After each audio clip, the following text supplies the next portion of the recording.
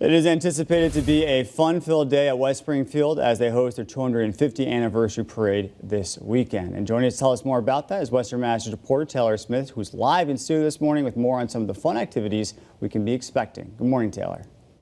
Good morning, David, and that's right, a fun-filled day indeed, with hundreds of people expected to be in attendance to celebrate, and parade organizers are already encouraging people to plan ahead as traffic may be heavy. Now, the West Springfield 250th anniversary parade will be taking place this Saturday, August 24th at 11 a.m., beginning at St. Thomas School and cover approximately 1.3 miles along Kings Highway, North Boulevard, Westfield Street, Van Dean Avenue, and will conclude at Central Street. Following the parade, attendees can enjoy live music from Noah Liz. Parade participants are expected to gather at St. Thomas School starting at 9 a.m. The event will wrap up with music lasting until 3 p.m. Now, the town is also advising residents to anticipate increased traffic in the area and to plan their traveling accordingly. And I'm reporting live in the studio this morning, Taylor Smith, Western Mass News. Sounds good.